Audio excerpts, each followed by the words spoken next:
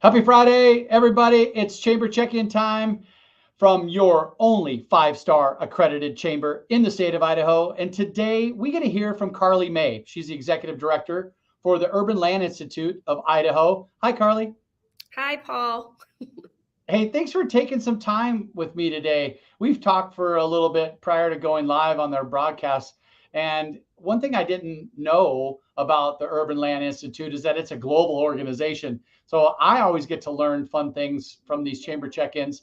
And today it's our opportunity for you to help share how the Urban Land Institute makes impacts in the communities they serve and kind of share those stories.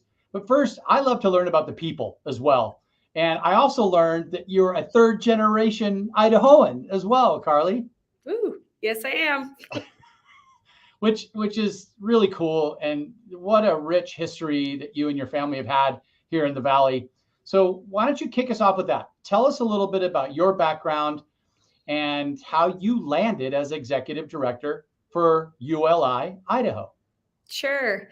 Yeah, so my family's from here. For those that don't know, my grandfather and my dad owned the Oahe Plaza Hotel while it was back when it was a hotel for many years. So working career wise, that's actually where I started working for the family business in the sales and catering office and doing private and public events and programming the bar and the pool area there. So worked with our downtown association very closely, which led to me working for the Downtown Boise Association, where I was there for about 10 years. And partnered with lots of organizations like the Chamber, but also like ULI. And that is ended up being what transitioned me to the role that I have here with the Urban Land Institute. So Wow. Carly, I knew you with the Downtown Boise Association, and you did some incredible things during that time. I remember one of them was the Capitol dinner yeah. on the street that you worked on, and then the partnership with the Twilight Criterium, and many others that you can hang your hat on for the effort that you put forth in there and creating that vibrant downtown community. Yeah, thanks. All really fun things to get to be a part of for sure. Okay, Urban Land Institute. So, how long have you been the executive director? I've been here for a little over 2 years. And help share with me a little bit about the mission and vision of ULI. As I mentioned, I learned today that it was a global organization. So, why was the Urban Land Institute formed? And help share with the listeners a little bit about why. Yeah, absolutely. So ULI globally is the largest and oldest network of cross-disciplinary real estate and land use experts. Locally, our chapter here, which we are Idaho and Montana, both states, we started our chapter in 2004. With the amount of growth and development that we were seeing here, it was time to have our own kind of chapter within the bigger network. ULI kind of through connection and inspiring and leading real estate industry conversations tries to solve and kind of fit the mission of shaping the future of our built environment in all of its capacities for transformative impact in the communities that we all live in and then globally. And so that's kind of the kind of forward motion that all the district councils take at a local level. Wow. Yeah, Okay. it's a lot. So that's a lot. And are you a membership organization, or how are you funded? We are, yeah. So we are a membership organization, a nonprofit that relies heavily on memberships at the local level to sustain that. But we are part of, and that's one of the big benefits of membership is that national and global network that you get to be a part of. That kind of big picture piece is really valuable when you're working in the real estate and development industry. Help me understand a little bit about the tangible evidence of the work that ULI has done, maybe globally and then maybe locally. Um, well, so every year at a national and at a global level, there are some kind of mission priorities that are set that are really the focus of the organization at large for where we can make the biggest impact. Lately, and this year in particular, that is things like housing related efforts, which we are experiencing here, obviously, continually, and sustainability and net zero and carbon footprint related development initiatives, kind of thinking forward. And so ULI, from a programming perspective, and certainly here we do lots of events, but very educational workshops or best practice related, kind of future planning related programming, and lots of technical assistance. So ULI locally is an agency that you would hire to help workshop or problem solve a land use or development kind of challenge, whether it's a specific site or a big master plan or a generalized effort. That's a big resource that ULI brings to the table for communities that we serve. You're gathering thought leaders. We are. Everyone's there. There are some incredibly talented and expert folks in our network. So.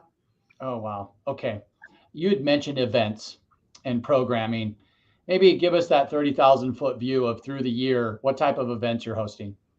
Absolutely.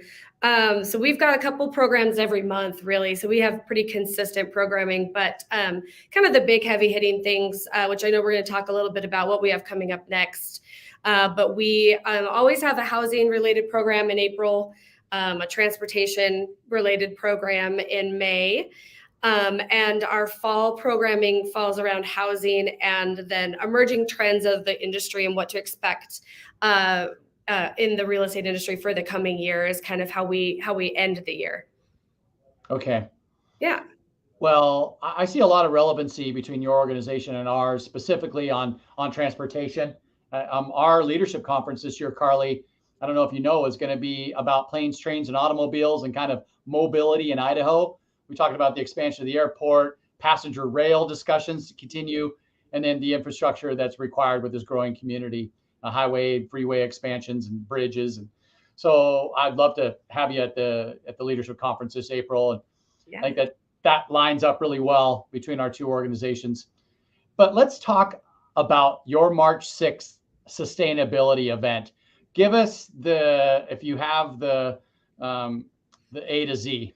I sure do. So this sustainability conference that we're doing on March 6th, this is actually the first time we're holding a half-day conference around a particular topic. And we're going to be discussing all things net zero and sustainability practices and initiatives across all different types of portions of the topic and through our real estate industry. So we're bringing in national speakers, regional speakers, and then tapping into companies and folks that are working in that space here to really have the discussion with our local communities and companies and thought leaders around the business case for a path to net zero, why this is important, what are other companies doing, how do you even get started? Because this is a big topic for us as a region to be focusing on in kind of a new way. So we have industry tracks specific to buildings and mass timber, infrastructure and clean energy, our Idaho climate change and kind of water, fire, and drought initiatives, and then envision and sustainable planning and design. So there will be lots of opportunities to deep dive into those topics, hear from folks that are working in those spaces, and then we're ending the day with kind of case studies and deep dives into some of the more technical conversations to really answer questions about how you get started and how it works and how it looks. When I talk to business leaders and new businesses coming to the region and new people coming to the region, I always think that Idaho seems to be a little bit behind.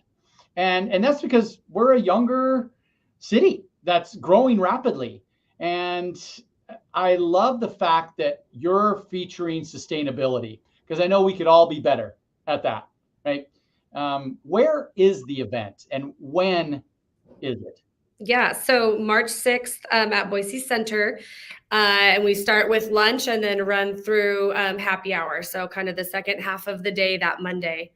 is when we'll have all the big discussions. So it is open to really anybody, community members, to attend. You don't have to be a ULI member.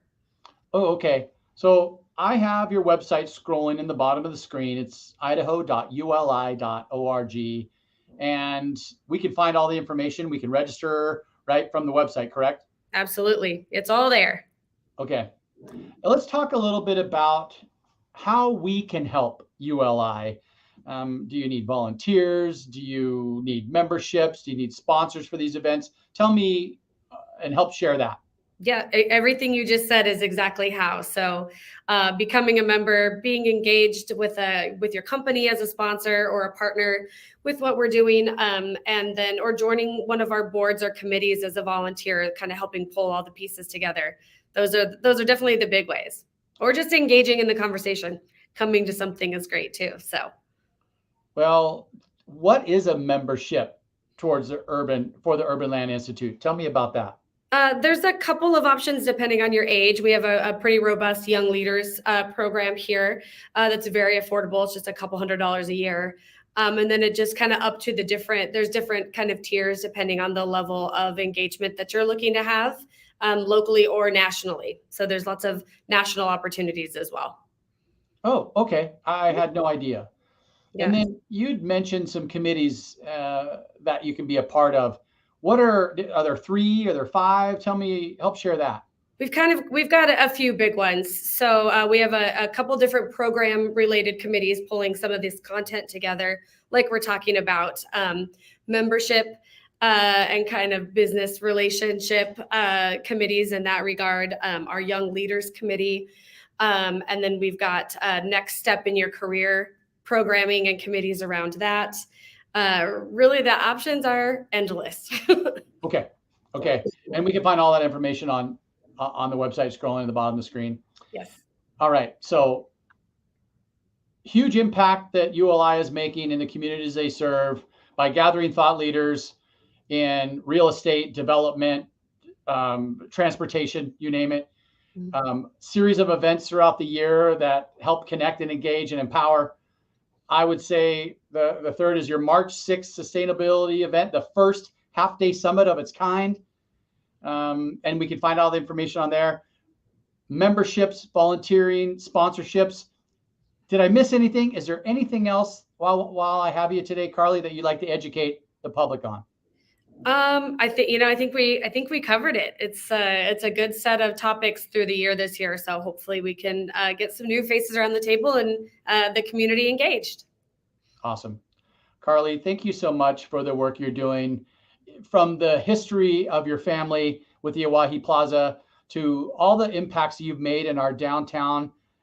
You are a well-known person that everybody relies on. You may not know that, Carly, but you are a local celebrity, and you get stuff done. In my days with Albertsons, you were called an execution manager. I would say that you are an execution manager. I saw you at Panera the other day working with a work group and just banging it out, right? It's just that the daily grind that you do so well, and you do the common thing uncommonly well, Carly.